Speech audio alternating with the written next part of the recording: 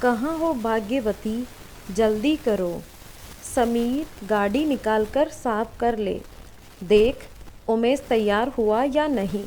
जी आई, आपको तो कोई काम करने नहीं होते, मुझे तो सब देखना पड़ता है। हेड मास्टर जी रिटायर हो गए पर अभी तक हेडगिरी नहीं गई। दूध फ्रिज में ठंडा करके रखना, बर्तन साफ करना, रास्ते के लिए कुछ नाश्ता रखना, खुद भी अच्छे से तैयार होना। आखिर अपने उमेश के लिए लड़की जो देखने जा रही हूँ। हाँ तुम ही तो, देखेंगे सब वहाँ। सुनो, वह गाजरी रंग की साड़ी पहनना, उसमें बहुत सुंदर लगती हो। हाँ पता है, आपकी पसंदीदा साड़ी में से एक है वह, पर उसमें प्रेस बहुत मुश्किल से होती है। हम लेट भी हो रहे हैं, कोई और पहन लूँ?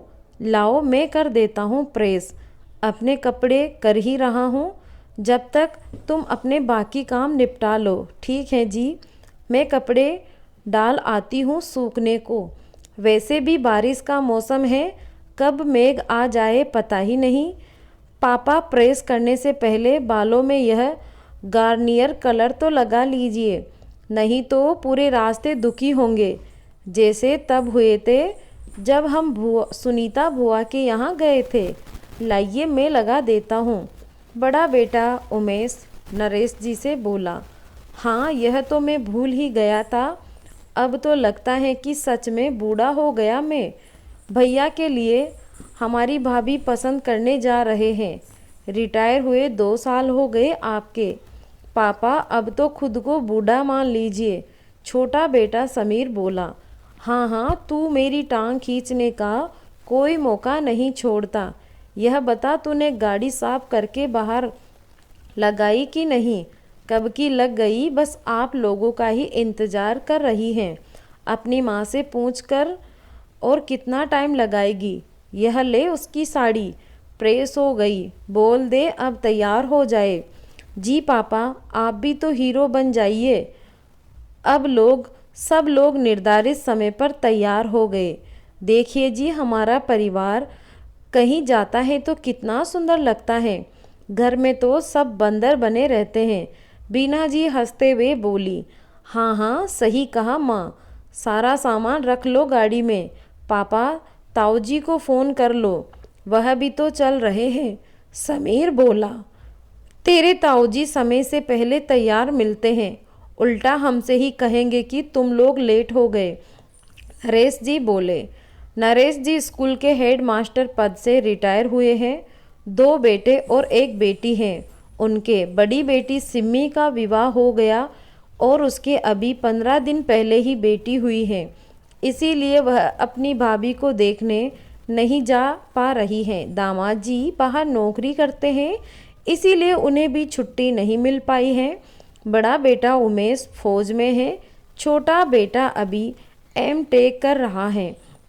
उमेश ने तो यही कहा नरेश जी को और बीना जी से कि माँ पापा आप ही देख लीजिए लड़की, आप लोगों को पसंद होगी तो मुझे भी होगी, नहीं तो अब छुट्टी होगी तब मैं देख आऊँगा। वैसे भी छुट्टियाँ मुश्किल से मिलेगी। पर नरेश जी बहुत ही उलझे हुए समझदार आदमी हैं। उन्होंने कहा, किसी लड़की के घर वालों को बार बार आओ भगत के लिए परेशान करना ठीक नहीं। गांव में भी रिश्तेदार उनसे इस बात से खफा हो गए थे कि पहले ज़माने में तो सभी लोग 20-25 लोगों को लेकर लड़की देखने जाते थे, इससे दबदबा भी अच्छा बनता था लड़की वालों पर। यह तो अकेले ही चल दिए, हमें भी शामिल नहीं किया। लेकिन नरेश जी ने यही कहा, इतने लोगों की खातिरदारी करना, वह भी बिना इस बात की पुष्टि के कि उस घर में विवाह करेंगे भी कि नहीं, लड़के का ठीक नहीं। अगर हमें ठीक लगेगा तब तो पक्की के समय सभी चलिएगा। उनके बड़े भाई साहब पास में ही रहते थे, उन्हें साथ चलने का आग्रह किया था नरेश जी ने। बेटा उमेश भी पिता की बात को मना ना कर पाया, 2 दिन की छुट्टी लेकर आ गया। रास्ते में भाई साहब घर के बाहर सड़क पर ही लाठी लिए खड़े मिले। उन्हें देखते ही सभी ने गाड़ी से उतरकर उनके पैर छुए, सभी को खुले दिल से आशीर्वाद दिया। भाई साहब, रमेश जी ने उमेश ने गाड़ी का दरवाज़ा खोल ताऊजी को बैठाया और उनकी लाठी को आगे रख दिया। रास्ते में ताऊजी ने कहा, मिठाई ली कि नहीं नरेश तूने? वह तो मैं भूल गया भाई साहब, तुम लोग कुछ भी याद नहीं रखते। यह ले समीर पैसे, जा सामने ब्रजवासी की दुकान से 2 किलो मिठाई ले आ। भले ही हम लड़की देखने जा रहे हैं, पर कहीं जाओ तो मीठा तो लेकर जाना ही चाहिए। ठीक है ताऊजी, मैं लाता हूँ। समीर जल्दी से मिठाई लेकर आ गया। बताई गई जगह पर नरेश जी ने लड़की के पिताजी को फ़ोन किया। जी राम राम, हम यहाँ चौराहे पर आ गए हैं, अब बताइए कहाँ आना है? आप वहीं रुकिए, मैं बस 5 मिनट में आया। तभी सामने से एक बुजुर्ग आदमी, यही कोई 20-25 साल के लड़के के साथ स्कूटी से आता दिखा। नरेश जी की गाड़ी के सामने रुक कर गाड़ी से उतरकर नरेश जी के पास आकर बोला, पर तभी यह क्या हुआ? लड़की के पिताजी, जिनका नाम भूवेश है, सभी को राम राम बोलते हैं। तभी सभी की नज़र उन पर पड़ती है। उनका एक पैर नहीं था। यह देख सभी अचंभित रह जाते हैं। बड़े भाई साहब से रहा नहीं जाता। वह बोलते हैं, आपने आने की तकलीफ़ क्यों की? आप बता देते तो हम आ जाते। जी कोई बात नहीं, आप लोग अपना समय निकाल कर आए, हमारे मेहमान हैं। रास्ता थोड़ा संकरा है, बस इसीलिए आपको लेने आए हैं। तो क्या अंकल गाड़ी अंदर नहीं जा पाएंगी? समीर बोला, हाँ बेटा, यहाँ से आप लोगों को थोड़ा तकलीफ़ होगी, ज़्यादा दूर नहीं है, पर पैदल चलना पड़ेगा। जी कोई बात नहीं, हम गाड़ी यहीं साइड से लगा देते हैं, पैदल चलते हैं, सभी मौसम भी अच्छा है। नरेश जी बोले। गाड़ी साइड से कर सभी लोग बाहर आते हैं। समीर हाथ में मिठाई ले लेता है, लेकिन बड़े भाई साहब को चलने में थोड़ा तकलीफ़ होती है। वह लाठी लेकर चल पाते हैं। उनकी लाठी लेकर चलता देख वह बस स्कूटी से उतरते हैं, उनका डंडा हाथ में लिए। जी आप बैठ जाइए स्कूटी पर, मैं पैदल चलता हूँ। अरे नहीं नहीं, कैसी बात करते हैं आप कैसे जा पाएंगे? मैं धीरे धीरे चल लूँगा। जी मैं अपाहिज जरूर हूँ, पर असहाय नहीं। एक पैर न होने पर भी अपने सभी काम खुद ही करता आया हूँ। आपके यहाँ तो बेटे को भेज दिया था कि कहीं आप लोग मुझे देख अपना मेरे घर आने का इरादा ही ना बदल दे। पर अंकल, आप ऐसी हालत में भी सारे काम खुद करते हैं। उमेश बोला, पर फिर भी हमें अच्छा नहीं लग रहा, आप गाड़ी से ही चलिए, मुझे समीर सहारा दे देगा। रमेश जी बोले, जी आप बड़े हैं, आपकी बात नहीं टालूंगा। जैसा आप कहे, वीना जी जेठ जी से पर्दा करती थी, इसीलिए घूंघट की साड़ी को थोड़ा ऊंचा कर रास्ते में कीचड़ पानी से बसते हुए चल रही थी। गली बहुत संकरी थी, जहाँ हर तरह के लोग दिख रहे थे। झोपड़ी में रहने वाले थे, कुछ लोग कुछ बड़े का काम करने वाले थे, कुछ सी बनाने वाले, कुछ सब्जी या गोलगप्पे की ठेली लगाने वाले। बीच बीच में कुछ ठीक ठाक घर भी दिखे थे, पर वह बात नहीं जो नरेश जी और उमेश जी के गेट बंद वीआईपी कॉलोनी में थी। सभी लोग एक दूसरे का मुंह देख रहे थे। ऐसा लग रहा था जैसे कहना चाह रहे हो, कहाँ आ गए हम इतनी गंदी बस्ती में। नरेश जी का सफ़ेद कुर्ता पजामा पीछे से कीचड़ से जूतों की वजह से गंदा हो चुका था। कई बार वह पीछे मुड़कर अपना कुर्ता देखते। पीछे से समीर धीरे से बोला, अब देखने का कोई फ़ायदा नहीं पापा, अब कुर्ते का तो जो होना था सो हो गया, आगे देखिए बस। सभी लोग मुंह दबाकर हंसने लगे। भूपेश जी की फटफटिया स्कूटी आगे आगे चल रही थी, बाकी सब लोग पीछे पीछे। तभी एक घर के सामने स्कूटी रुकी। उन्होंने घर बहुत ही पुराना जंजर हालत में था। बारिश की वजह से ऐसा लग रहा था कि यह घर अब गिरा तब गिरा। पुताई तो शायद सालों से नहीं हुई थी घर में। बाहर एक यही कोई 20-23 साल की लड़की आंगन में धोने में लगी थी, नारियल झाड़ू से। उसके बाल बिखरे हुए, पतले से शरीर गोरा, रंग हल्का नीले रंग का सूट पहने हुए थी। मासूम सी प्यारी सी लग रही थी वह लड़की। अभी तक यहाँ कुछ ठीक लगा तो वह झाड़ू लगाती लड़की थी। शायद यह वही लड़की हो जिसे वह लोग देखने आए थे। सभी को गेट के अंदर आता देख वह लड़की धीरे से झाड़ू साइड में रख तेज कदमों से घर के अंदर चली गई। बाहर आंगन में एक नल लगा था जिसके साथ पाइप जुड़ी हुई थी। भाई साहब, रमेश जी बोले, सभी लोग जूते किनारे उतार दो और हाथ मुंह धो लो। वीना जी यही चाहती थी। वह चप्पल पहने थी जो कीचड़ से बहुत गंदी हो गई थी। उन्होंने चप्पल और पैर दोनों पाइप के नीचे से अच्छे से धोए। पानी बहुत ही ठंडा था।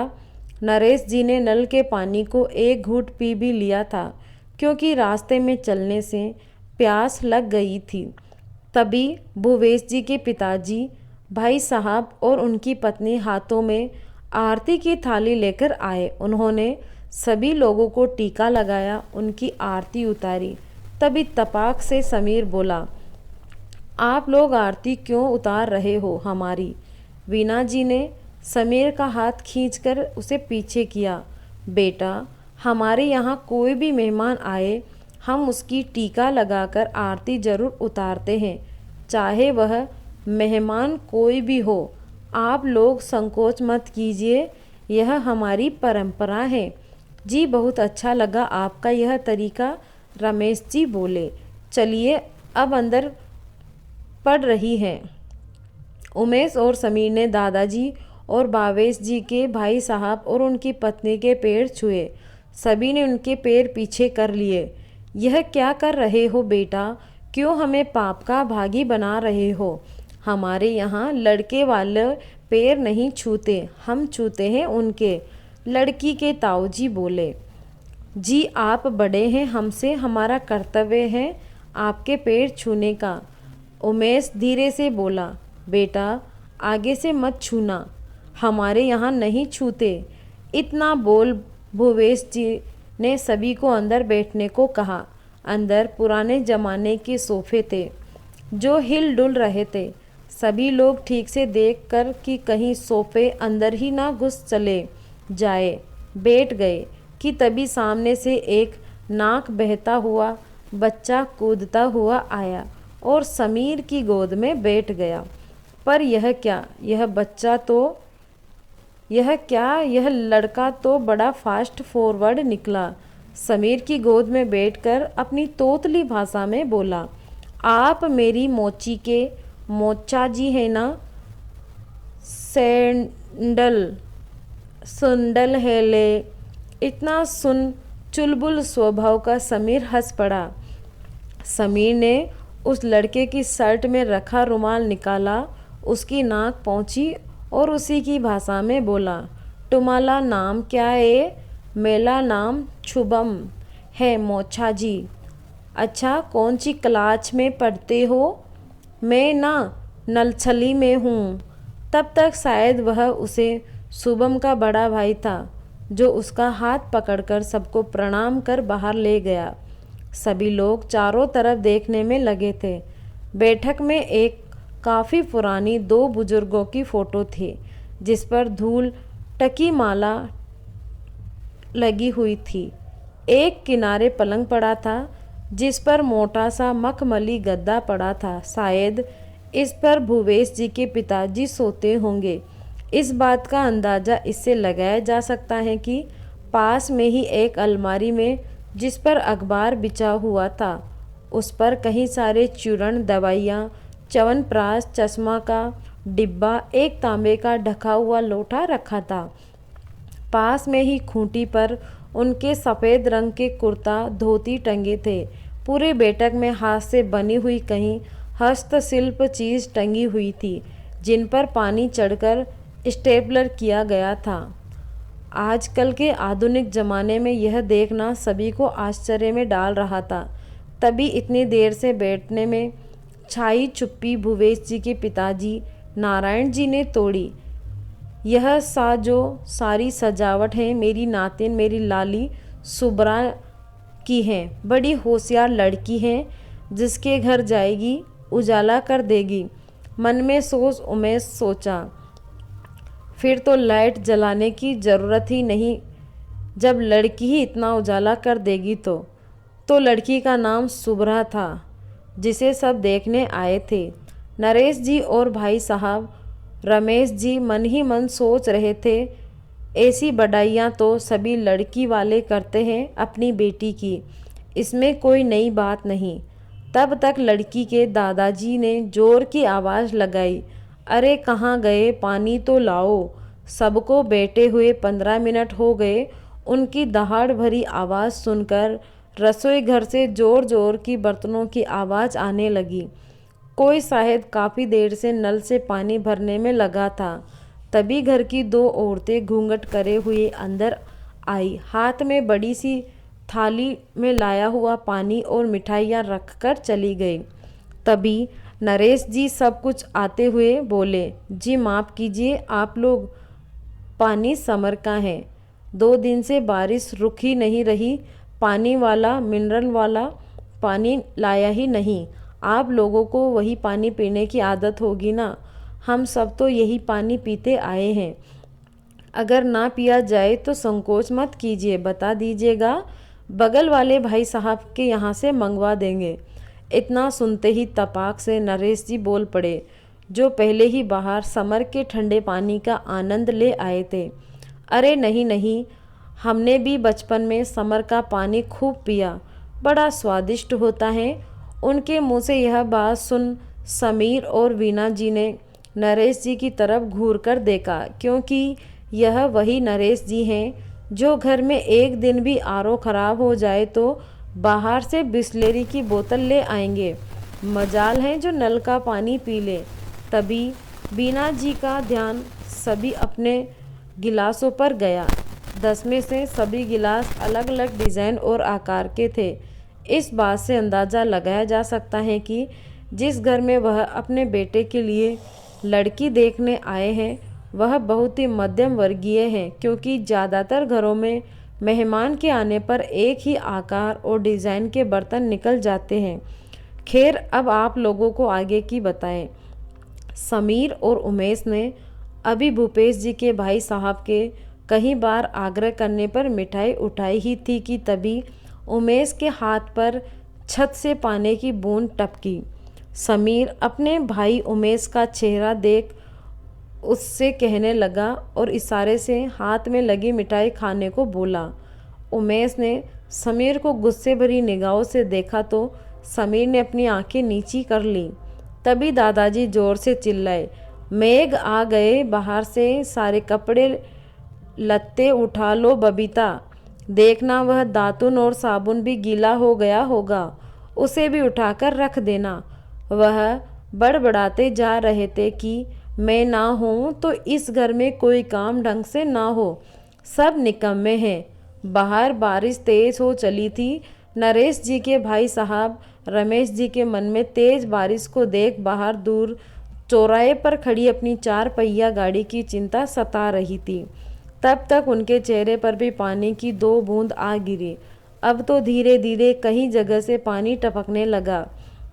सभी लोग सिकुड़ से बैठे रहे। तभी भूपेश जी ने कहा, आप सभी लोग इधर पलंग की तरफ आ जाइए, मैं कुर्सी मंगवाता हूँ, यहाँ बैठ जाइए। यह बारिश भी भगत नहीं देखी, कभी भी चली आती हैं, आप लोगों को परेशानी होगी, माफ़ कीजिए। अरे नहीं नहीं, इसमें परेशानी की कोई बात नहीं, पुराने घरों में अक्सर ऐसा ही हो ही जाता है भाई साहब, रमेश जी बोले। तब तक नरेश जी की निगाह दादाजी के पलंग के नीचे रखे थूकदान पर गई, जिस लड़की के ताऊजी ने अपने पैरों से पलंग के नीचे किसका दिया था। क्या पानी से ही पेट भरोगे इनका? चाय नाश्ता कब लाओगे? दादाजी ने गुस्से में बोले। जी पिताजी, हम अभी लाए, अंदर से लड़की की बुआ तेज आवाज़ में बोलती हैं। रसोई घर में घर की बड़ी बहू, जो लड़की वालों को पानी मिठाई देकर आई थी, रसोई में मौजूद सभी लोगों से कहती हैं, मुझे तो लड़का समझ न आता। चाय देने गई तो मुझे ही देखकर मुस्कुराने लगा, और तो और अपने हाथों में पहनी हुई मूंगा पान की अंगूठी मेज पर हाथ रख धीरे धीरे बजाने लगा था। क्या नाच गाना करने वाला है? मुझे ना अच्छा लगे है ये लड़का, लड़के ऐसी हरकतें करे हैं। तभी भुआ जी बोली, हो सके हैं भाभी कि वह आपके अंगूठी दिखा रहे हो, कि देखो कितनी सोने की अंगूठी पहनता हूँ। आजकल के लड़के दिखावा बहुत करे हैं। ऐसा क्या? सही बोली जीजी, तुम, मुझे पता होता तो मैं भी अपनी सारी अंगूठी उसकी आंखों के सामने हाथ आगे कर करके दिखाती। तभी लड़की की बड़ी बहन बोली, वह भी कोई हरकत हुई लड़कों वालों की, लगता है गंभीरता न है छोरे में। इतनी बातें सुनने के बाद चाय छानती लड़की की माँ अपना घूंघट ऊपर कर बोली, आप लोग भी तिल का ताड़ बना रहे हो। लड़का फौज में है, नाच गाना करने वाला नहीं। हो सके है घबराहट में ऐसा करे हो। जीजी, आप भी तो जब आपके जीजाजी देखने आए थे तो पता है ना कैसे जीजाजी अपने हाथों को करने में लगे थे। और आप जीजी, कोई भी आए देखने वाले तो सबसे पहले अपनी चुन्नी ही उंगली में फंसाती हुई मुंह में लेवे थी। कितनी चुन्नी में आपकी छेद हो गए थे। और तू बबली, बड़ी बेटी, तुझे याद है दामाद जी जब तुझे देखने आए थे तो कैसे अपने पैरों और जूते को हिलाने में लगे थे? हमें तो ऐसा लगता जैसे दामाद जी के पैरों में ही कोई दिक्कत हो। तो आदमी वह का कवि है, अंग्रेजी में नर्वस होवे हैं तब ऐसा करे हैं। हमें क्या भाभी, हम तो चोरी का भला ही चावे हैं। छोरी अच्छे घर जाए, बस गंगा नहावे। तब तक भुवेश जी भी घबराते हुए आए। कुछ लोग, इतनी देर से कर क्या रही हो? पंचायत खत्म हो गई हो तो चाय नाश्ता लेकर चलो, पिताजी गाली सुनाई देगी अगली आवाज़ में। सभी औरतें पल्लू कर चाय नाश्ता लेकर बैठक में आई। इतनी प्लेट थी नाश्ते की कि एक मेज पर रखना मुश्किल हो रहा था। तभी दादाजी बोले, ऐसा करो बहू, कुछ नाश्ता मेरे पलंग पर रख दे। नरेश जी और रमेश जी एक दूसरे का मुंह देखने में लगे थे। तभी रमेश जी बोले, अरे इतनी चीज़ों की क्या ज़रूरत है, हम नाश्ता करके आए हैं घर से। तभी लड़की कड़क आवाज़ में दादाजी बोले, यह भी कोई नाश्ता है? नाश्ता तो हमारे ज़माने में होता था, जब छोरी देखने जावे तो मक्खन लाल की भट्टी में पकाया गया वह लाल लाल रबड़ी वाला दूध तांबे के 250 ग्राम वाले गिलास में नाक तक भर दिया जाता था। जाने कौन कौन से पकवान बनते थे 10 दिन पहले से। आज कल तो कोई कुछ करना ही न चाहे हैं। मन ही मन वीणा जी और सभी लड़के वाले सोचने लगे कि 20 तो घर के पकवान बनवा ही दिए और पकवानों की प्लेट आ गई, अब क्या 56 भोग लगवाएंगे हमें। तभी भूपेश जी बोले, आप लोग देख रहे हैं, चाय लीजिए, ठंडी हो जाएंगी। चाय ले लो। कैसे, नाक तक तो भरी थी। रमेश जी, नरेश जी और भाई साहब सोच रहे थे, चाय हाथ में ले कैसे, यह तो जला देगी, फिर लग जाएगी। नारायण जी सभी को घूर कर देखने लगे कि यह चाय क्यों नहीं ले रहे। रमेश जी ने आखिर कह ही दिया, जरा कोई गिलास दे दीजिए, चाय ज़्यादा है सभी की। देखा, पिताजी ने कहा था आपसे कि कप में ही चाय दो, आप तो वह गिलास में देने को बोल रहे थे, पूरा भरकर। आजकल लोग चाय नहीं पीते ज़्यादा। तभी भूपेश जी के भाई साहब बोले, आजकल आधा कप चाय दी जाती है। मैंने कही थी पिताजी से कि मेरा तो उठना बैठना हर जगह है, एक गिलास चाय में 4-4 लोग चाय पी लेते हैं। नरेश जी और रमेश जी एक दूसरे का चेहरा देखकर यही सोच रहे थे, कहाँ आ गए, अच्छा लड़की देखने आए। खैर तभी बुआ जी एक गिलास लेकर आई, बोली, इसमें कर दो चाय, आप लोग अपनी जितनी पीनी हो रख लो। सबने राहत की सांस ली। गिलास देखकर एक एक कर सभी कप उठा चाय गिलास में डालने लगे। समीर का नंबर आते ही आते गिलास पूरा भर गया। उमेश ने समीर की तरफ मिलती उड़ती देखा। समीर बेचारा क्या करता। दादाजी बड़ी बड़ी मूंछों वाला डरावना चेहरा देखा, चाय का कप उठाकर पीने लगे। पहले ही घूंट में चाय उसकी शर्ट और हाथ पर गिर गई।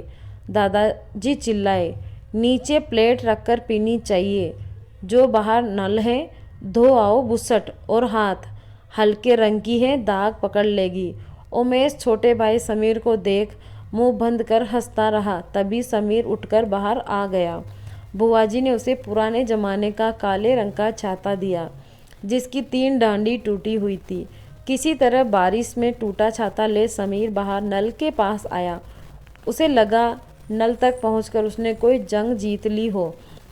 उसने पाइप से हाथ धोए, तभी उसकी निगाह सामने ट्रिपल के नीचे बैठी सुबह पर गई, जो किताब में पढ़ने में मग्न थी। समीर मन ही मन सोचा, जिस लड़की को भैया के लिए देखने आए हैं, वह तैयार होने के बजाय यहाँ किताबों में घुसी है। फिर अगले ही पल वह सोचता है, यह वह लड़की ना हो। हाथ और शर्ट दोनों वह अंदर बैठक में आ गया।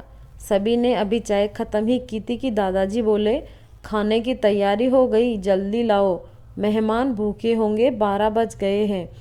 कहाँ मर गए सब। इतना नष्ट होने के बाद खाने का सुन लड़के वाले एक दूसरे का मुंह ताकने लगे कि अब क्या खाना भी खिलाएंगे ये। भाई साहब, रमेश जी बोले, हम खाना बाद में खा लेंगे, अभी तो नाश्ता किया है। वैसे तो खाने का मन किसी का नहीं था, पर क्या किसी की मजाल कि दादाजी के सामने खाने की मना कर दे।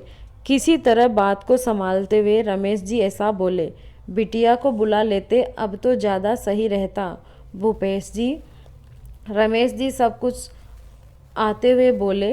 पर्दे के पीछे कान लगाती बुआ जी इतना सुन दौड़ती हुई गई और बोली, छोरी तैयार है, उसे ले चलो, छोरे वाले बुला रहे हैं।